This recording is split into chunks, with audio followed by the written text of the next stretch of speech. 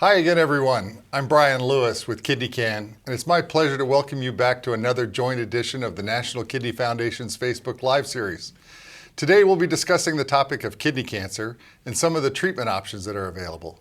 My guests today include Dr. Gennady Brotslawski.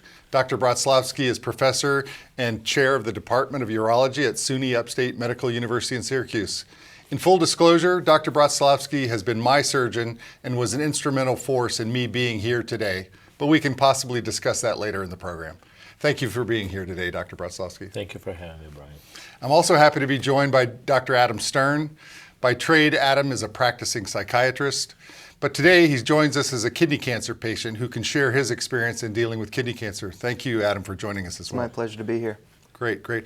Well, I'm going to get started by jumping into some questions for us right away. So I'm going to start with you, Dr. Brotslawski. I remember that day vividly when we were finished with the waiting room, called back into the patient room, and the door gets shut, and you're supposed to wait for the doctor. What's going on out there with all of you doctors as we wait for you patiently in the room?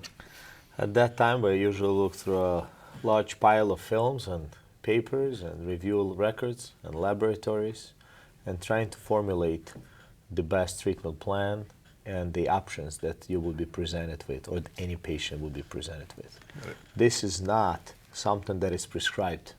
It is something that is individual. And by that time, we must review and put many things together before we walk in. Got it, got it. So on that topic, Adam, you were first diagnosed. Tell me about your experience when it first happened, and what was going through your mind? Absolutely. When most kidney cancer patients are diagnosed, or cancer patients in general, they have an immediate rush to feeling overwhelmed, feeling stressed, just wanting to be done with the cancer, wanting it removed and to put it behind them. So one thing I'd like to stress here is that it's so important that newly diagnosed patients are actually able to find treaters that are experts in the field that treat this condition all the time. And that may actually take a little bit of time in order to be set up with someone like Dr. Brotslawski, for example. And so one thing to keep in mind is that although you may have just been diagnosed in a single day, the cancer has likely been with you for a long time, and it may pay off to take the extra time to get set up with a team that really works well in kidney cancer. Got it, got it. So you're a surgeon, Dr. Brotslawski. The first diagnosis many times involves surgery. Can you tell us a little bit about nephrectomies and the world of partial nephrectomies and radical nephrectomies? Of course, not every patient needs a surgery. Not every surgery is the same. And perhaps the best statement would be, in many cases, if we can avoid doing an unnecessary procedure, we're probably doing most service. Nevertheless, the surgeries are different when they're required. When the disease is localized, the treatment options certainly would include keeping the tumor in the kidney and just proceeding with some known as an active surveillance, because not every patient needs that tumor removed. Sometimes we may be able to remove only a tumor with a tiny portion of the kidney, and sometimes we must remove the entire kidney.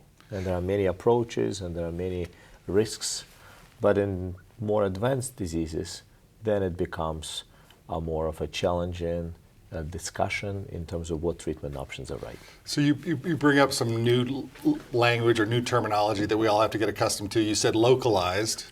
Localized as opposed to? As opposed to localized, meaning it's within the kidney, as opposed to be metastatic or widely spread when the tumor went outside the kidney. And so when it's localized, you're trying to save or spare the kidney as much as possible when you operate. In appropriate patient, when the tumor is in appropriate of appropriate size and in appropriate or safe location, that is doable, and we want to cause no harm in trying to spare the kidney. And of course, we try to spare kidneys as much as we can, but again, this is taken always this is always given a very careful consideration. Got it, got it. So Adam, tell us a little bit more about your treatment options. When you were first diagnosed and you're hit with all of this information, first of all, did you have someone with you or some others to be involved with the decision-making process and all the information you were gathering? Absolutely. I was very fortunate because I'm within the medical profession in a large institution that I actually had excellent access to care, and that's something I wish for all patients. And so I had the unusual benefit of both being in touch with a urologist that would potentially perform the surgery, as well as a medical oncologist, both of whom are specialists and experts in the field. It was only a week before I had my nephrectomy scheduled and performed, and a number of options were discussed with me after that, including what we eventually ended up doing, which was immunotherapy. That's a kind of treatment where you're trying to rev up the immune system to go after any remaining cancer cells. Right. So we're going back to this idea of being in the patient room, waiting there for the diagnosis and the information that's being shared. We talked about this on the last segment, where we have caregivers that are part of this process to help with the decision-making process. So talking about shared decision-making, what went into that process for you? Did you have a team around you? Did you have just one surgeon? Tell me a little bit about that. I think in most cases, excellent medical care these days is a team-based approach, and the patient is at the center of that team. So patient-centered decision-making and shared decision-making, to me, they both mean that patients are making decisions with all of the information available to them as provided by their physicians, recommendations that are being made by people who are experts and know what they're recommending. And so as part of that team as well, the patient ideally has caretakers, family members, people that they can rely on to be sounding boards if they're not sure which way to go with a decision. And ultimately, it comes down to your trust and your relationship with your doctors and your medical team to decide which way to go forward. So tell us, Dr. Brotslawski, with your residents and your younger physicians, how do you, incorporate shared decision-making in their training so that they know that that's a part of what they should be doing? You asked me what happens first when the patient's in the room and what happens outside the room. Well, first you ask the residents, what should you do? What should we do?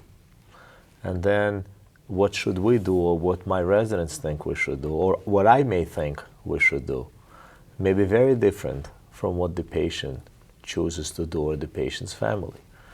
So I always attempt to bring resident with me into a final discussion, because I truly think that the final and the best decision is made with the patient when the patient is presented all the options.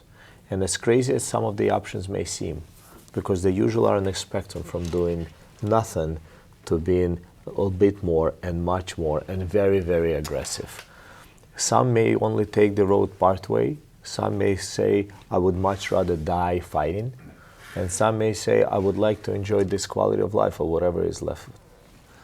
Or whatever I may just get, because I still am not sure if adding this and this and this further down would affect how long I would live. So in this case, I think it's important in training to bring these trainees into a room and to allow these patients ask questions, to hear their thought processes, to give them an opportunity to think, to give them an opportunity to think with the family or even to return with the family. Do you encourage patients to take notes or have someone there to take notes with? I just remember we talked about this before. There was a sense of white noise at times, which is my term for just being inundated with new language, new terminology, new stressors. So do you have situations where you bring people in? I always ask, especially on more challenging, but even on not very challenging, quote-unquote, surgical cases, I often advise that the family of the patient comes in. I ask them about their support. I ask them who is going to be taking care of them after surgery, and I ask them who is going to help them make the decision. I often find that patients now in the digital age have their family member on a speakerphone.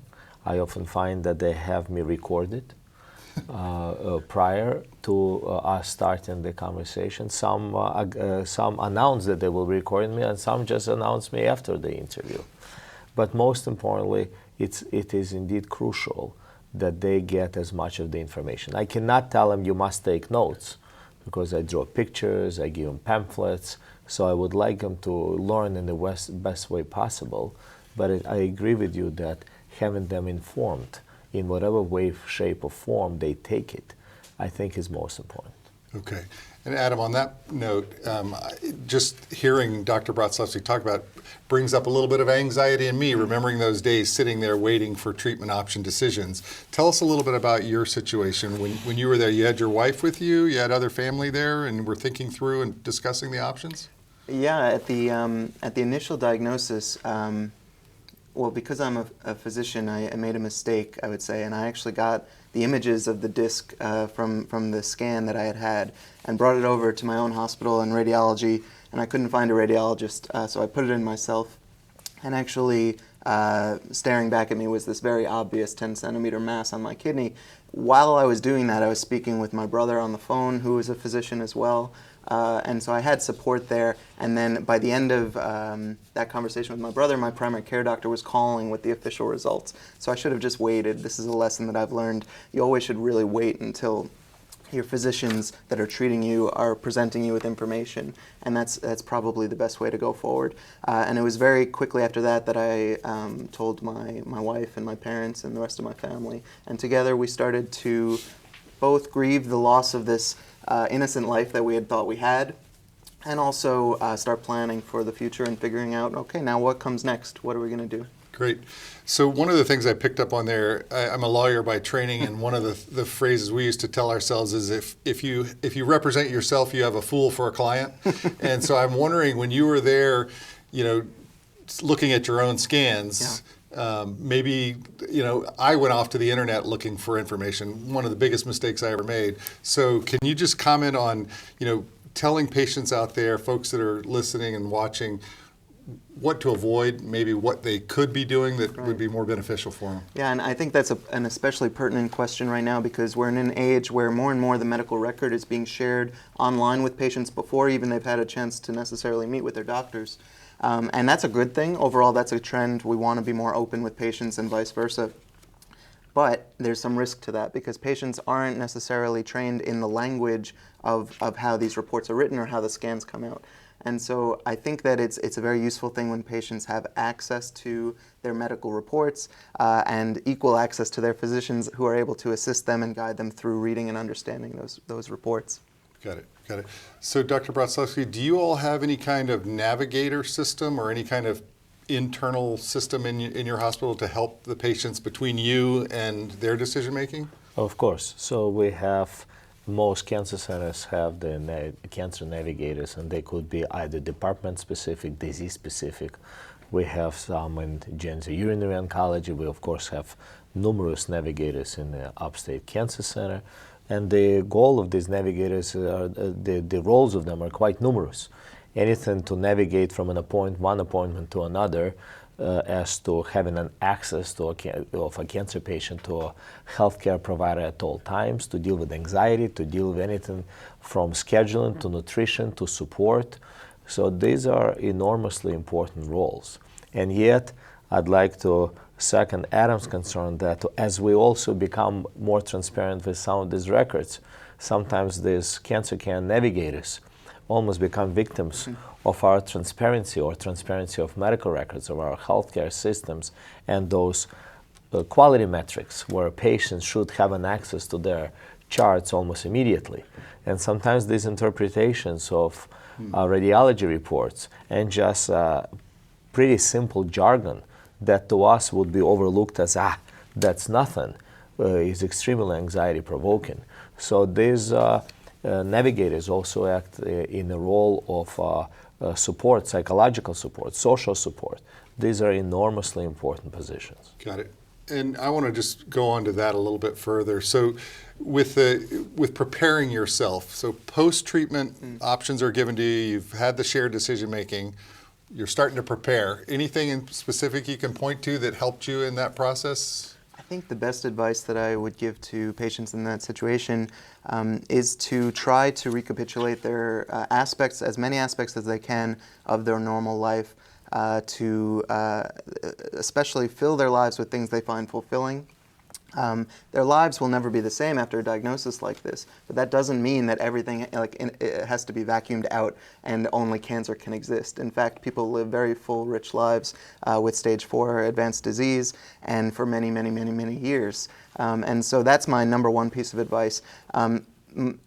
almost in an inverse way, I also want to advise people that it's okay to allow themselves to have complex emotions around the diagnosis, to feel the trauma of the diagnosis in any form that it takes. So that might look a lot like depression or anxiety when it comes out. And that's okay, because that is one of the ways that we adjust to something that's really altered our way of life. So let's touch on that for those out there. We have some resources that we can turn to in addition, as opposed to just going out searching on the internet, and that includes the American Cancer Society, the Kidney Can's web page, the National Kidney Foundation's web page. I'm sure your hospital has kidney cancer information and other information. There's another resource called Smart Patients that we all participate in that allows for a conversation amongst others. Are there any other resources that you all point people to that I'm overlooking? Adam? Well, I want to answer you in a somewhat more generally and just sort of say that it's extraordinarily important to feel as though you're part of a community that understands what you're going through. And for me, I find that at Smart Patients. I find that in the various organizations that you've listed, and being able to contribute in some way by participating in an endeavor like this that we're doing right now, or any way that I can, has been very helpful for my own mental health. But I think you hit the big ones that I would think of. Okay. Well, we also have to remember there are excellent kidney cancer support groups, as you know, run by Dana Beadle, and also is also the organization run by you. So I think be able to connect to these patient support groups, to be able to connect, and luckily due to the social media that I'm not a big user of, but there is an enormous access to other patients, to other patients' stories. To share, to cry to each other, and this allows one to cope with the disease so much better, to know that there are success stories, many success stories, survivor stories. Okay. And sitting next to Adam and you makes me, humbled in some of the other blessings that I have without not having to have dealt with such diagnosis. Sure. Great. But having your guys' expertise and access to other patients, I think, is probably the biggest resource out there, other than, our professional societies. Brian, I'd like to add just one extra point to that, which is that, I would say the majority of patients will adjust to their diagnosis and find some semblance of normalcy right alongside this change that's happened in their lives. When it doesn't happen, when someone is really struggling, where they can't find quality of life, where they can't achieve the things they want to achieve because of the stress that the diagnosis or treatment may be having, seeking out mental health treatment from within their team, within their institution, recommended by their doctors, it's tremendously stigmatized, but it's actually potentially very helpful for a lot of people. Yeah, so I think the takeaway for everybody here is connect with someone, some way, no matter what your personality is. It'll be helpful. You're not alone. You're not alone. Okay. Well, I'm going to shift gears here a little bit and talk a little bit about clinical trials. So can you tell me a little bit about your experience with clinical trials? I know you were at the NIH, where that's pretty much what you all were doing. I know it's an underrepresented area of kidney cancer. I know that getting participation is always a struggle. There's a variety of reasons. Any comments on telling folks out there about the clinical trials that are out there? So luckily, the number of kidney cancer clinical trials is enormous. And this may be either sponsored by the NIH, NCI, or cooperative groups. These are some that are sponsored by pharma, some that are run by numerous professional societies, including the Society of Urologic Oncology Clinical Trial Consortium that consists of over 200 academic sites that part of the consortium to promote. And in fact, one of the two largest clinical trials have been accrued by the urologists and medical oncologists dealing with kidney cancer. It's extremely important that each patient at least inquires about an opportunity or a possibility of a clinical cancer, of a clinical trial for kidney cancer. It's also as equally important that physicians treating kidney cancer look and think, is there a trial that may potentially help this very patient? It is a two-way street. We should not just be technicians, a surgical subspecialty. We should not just be looking for a way to complete a procedure and send the patient away.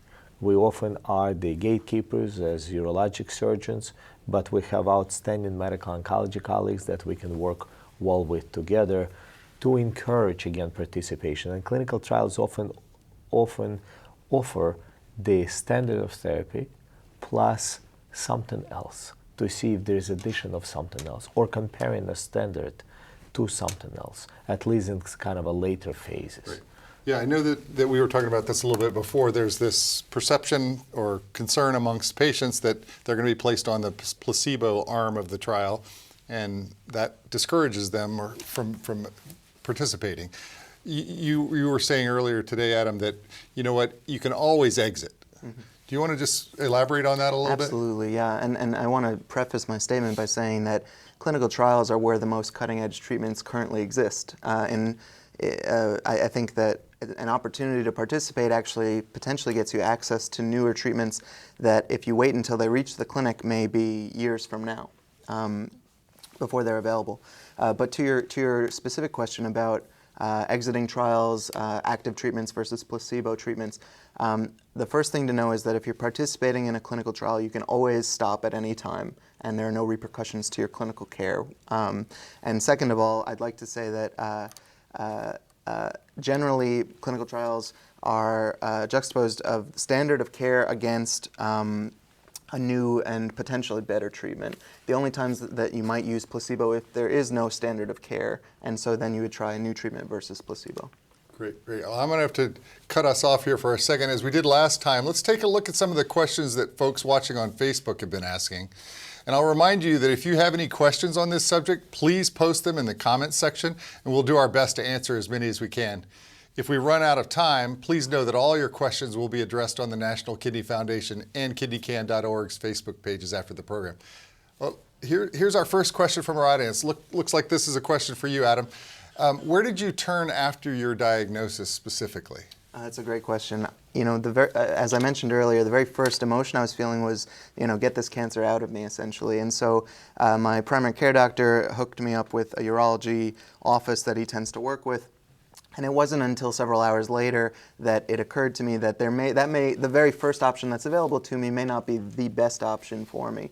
And so through my connections through our institution, I was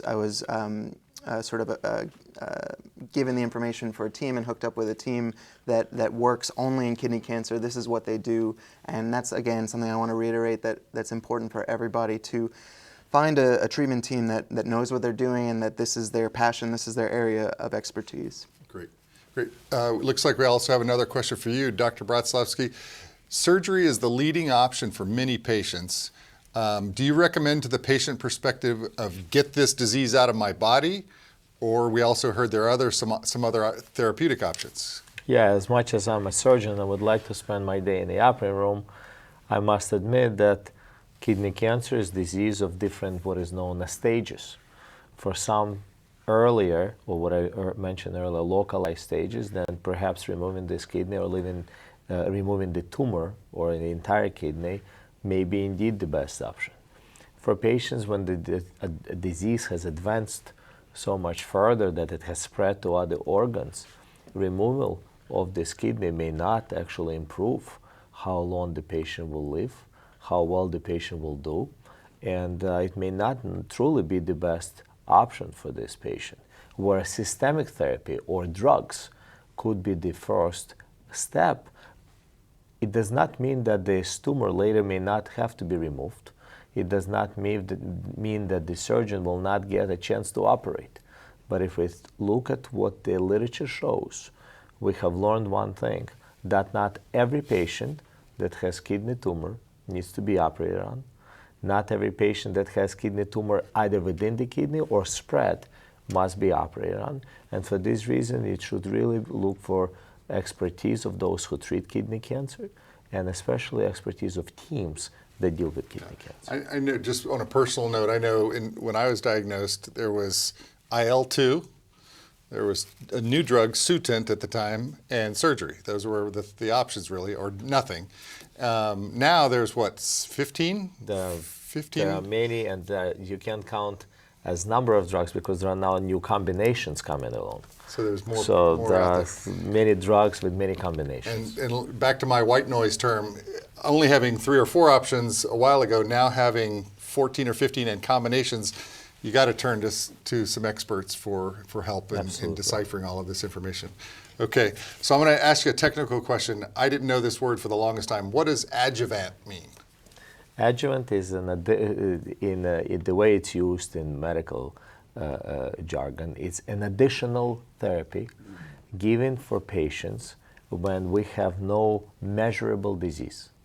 So when somebody has the kidney removed, let's say, and they have no signs of disease anywhere else, but we know that on a level of a single cell, there are maybe few that have parked somewhere else. We just can't see them.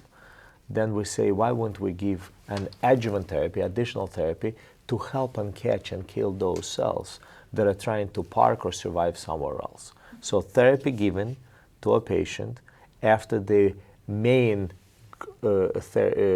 treatment was completed, usually surgical treatment or radiation treatment is completed, then the adjuvant therapy given. And again, the adjuvant could be radiation, adjuvant could be drugs. Okay. And in addition to adjuvant therapy, there's targeted therapy, systemic therapy, and immunotherapy. So there's a lot of therapies out there. Again, another example of this new language that patients need to learn and have navigators or their physicians help them with in the shared decision-making process. Great. Okay, so it looks like we have another question here for Adam. Adam, how did you handle treatment from a psychological standpoint, and what role does anxiety play for most patients as they go through this life-altering process? Thank you. Yeah, that's an excellent question, and we've touched on it a little bit already, but I think that one of the takeaways is that it's normal to experience a variety of emotions. No one who's diagnosed with this disease will experience it in exactly the same way as anyone else. Generally, our minds tend to try to solve problems, and when you're dealt with a cancer diagnosis, there are a lot of unknown problems. How is this going to turn out? What's the treatment going to be like? What's the prognosis, etc. And so your mind is trying to answer all those problems through anxiety. It doesn't seem like a very adaptive way of doing it, but in fact, that's an evolutionary thing that we've all evolved to do. And so I would say that a certain level of anticipatory worry, of rumination is to be expected. I would say the time to really maybe potentially seek help for it is if it reaches a point where it's dominating your life, where you're unable to do the things in your life that you want to do or that you've always enjoyed doing, and that's happening more days than not. You know, we all have down days every once in a while, but if you're actually not able to function in the way that you used to be, it might be time to talk to someone. Got it. Got it. Any comments for folks on the emotional side of things, psychological side of things that you can recommend? Well, I find often that especially in the hospital, when the patients get through this major surgery, I can see how their energy levels sometimes just drop, and on the initial visits after surgery, their levels of fight appear to have subsided, and you can see how it finally hits patients, sometimes later in treatment, sometimes after a major surgery.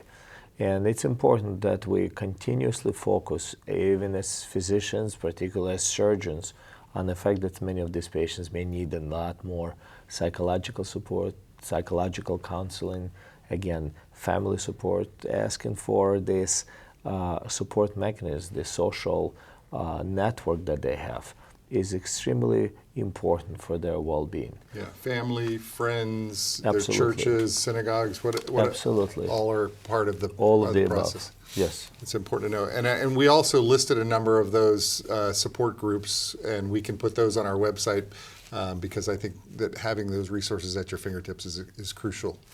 So it looks like I'm getting the cutoff sign here. So is that correct? Let me know if we're running out of time. I think we are. So I'd like to remind you all that are watching that this is the second of a 3-part series on the subject, and I encourage you to join us again when we discuss how to keep the best quality of life with kidney cancer. In case we didn't get around to answering your question today, please check back on the National Kidney Foundation and Kidney Can's Facebook pages, where we'll be posting the answers throughout the coming days. I'd like to thank our sponsors for their generous support in making this program possible. And I'd especially like to thank Dr. Brodslavsky and Dr. Stern for joining us today to help us make sense of what I know is a life-changing, psychologically and emotionally challenging subject for so many people. Thank you all very much. Really appreciate it. Thank you. Thank you. Brian. On behalf of the National Kidney Foundation and KidneyCan, I'd like to wish you all good health.